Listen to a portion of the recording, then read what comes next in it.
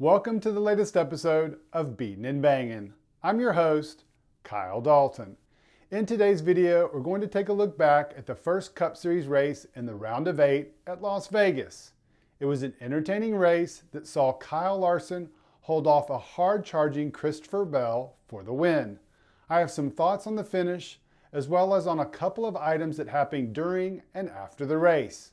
Plus, I have some personal news I'm excited to share. First thing out of the gate is Las Vegas once again didn't disappoint. While Larson led a race-high 133 laps, to me, I didn't feel like he was the dominant car. Here's why. CBell also led 61 laps, followed by Brad Keselowski, who ran up front for 38, and Denny Hamlin, who ran at the point for 23. There were 20 lead changes among 7 drivers. In other words, there was plenty of passing. Which brings us to the final lap and the pass that wasn't. I don't know about you, but I was on the edge of my seat as it appeared the number 20 car of Bell was reeling in Larson.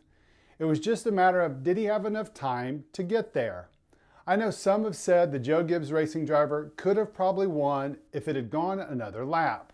I contend he should have won on the final lap, and here's why.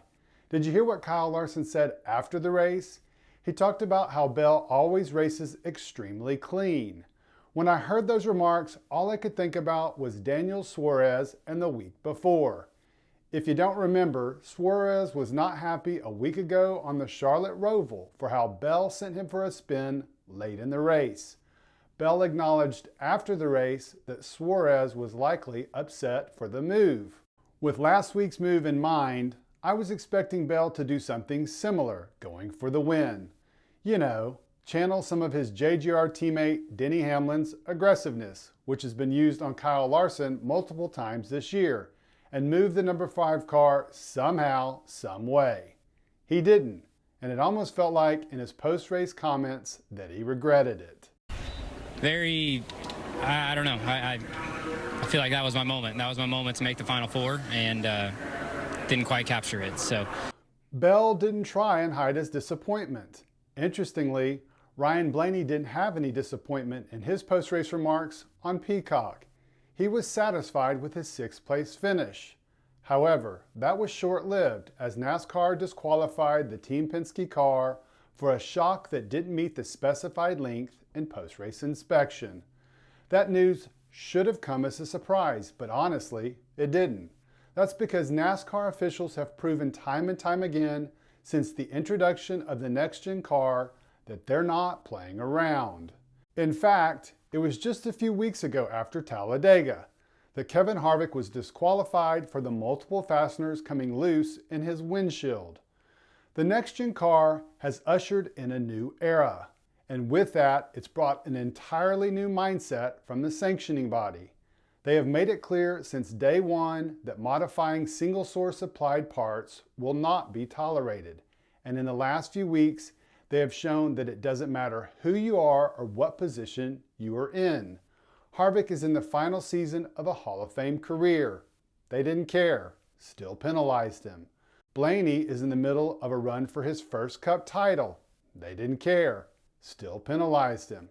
I know it's challenging for the teams to accept that this is the new MO for NASCAR, and they won't ever stop trying to find those advantages. But you would think when it comes to those specific parts that the risks aren't worth the reward. Honestly, I hope they keep trying to bend the rules because I totally enjoy the game of cat and mouse. Speaking of penalties, there was another mid-race that I think was yet another flex by NASCAR. It happened to Chase Elliott in the final stage when the number 9 was penalized for laying back on the restart. Now I know we've all heard in the last couple of months about NASCAR getting tired of drivers laying back and leaving a large gap between the car in front of them on restarts. On Sunday, they actually fired a warning shot to Elliott when they nabbed last week's winner at the Charlotte Roval, AJ Allmendinger, for doing it earlier in the race. Unsurprisingly, after the race, HMS Vice Chairman Jeff Gordon came to the defense of his driver, who finished a lap down in 31st position. during a conversation with Claire B. Lang on SiriusXM NASCAR Radio. Yeah, no, just a rough weekend altogether. Such a bummer that they had that tire, go down in practice and set them back all weekend. Really was optimistic that with the backup car, seeing how hard the guys worked and came together, that they were going to have a good day, but just was never there. I haven't talked to Chase, but just sounds like, just wasn't really ever there. He got himself into a good position. I'll be honest, I got to go re-look at the call that NASCAR made for the penalty. He was going to be in the top 15, which would have been a nice solid day. And they called that penalty on him hanging back. I disagree. I thought they stacked up, and he closed it up before they got to the zone. But that was their call, and it pretty much took every chance of them having a good finish away. While I know no one at HMS liked the call, I could only think that was a message sent by NASCAR that the practice of laying back will stop. And there's no better way of sending that message than penalizing the sport's most popular driver for doing it. Don't you think anyone else who's done that in the recent past was thinking, I guess I won't be doing that again in the future? Moving on to our last item today. If you wanted to read my story on Elliott's move and Gordon's reaction, my articles have a new home. Unfortunately, sportscasting.com is no longer around. However, I've moved over to another site within our company called Motor Biscuit. It's an automotive site that features reviews, news, and consumer support articles. And now they have added a motorsports section. So if you'd like to check out my future stories on NASCAR, go check it out at motorbiscuit.com. All right, guys, that's all for today. I'm curious to hear your thoughts on both the Chase Elliott and Ryan Blaney penalties. Do you like NASCAR being heavy-handed and laying down the law like they have with the next-gen car? And do you think Christopher Bell could have been more aggressive and moved Kyle Larson for the win? Or did you appreciate his respect and not making the aggressive move? Let me know in the comments section. Thanks as always for checking out the latest video, and have a great rest of your day.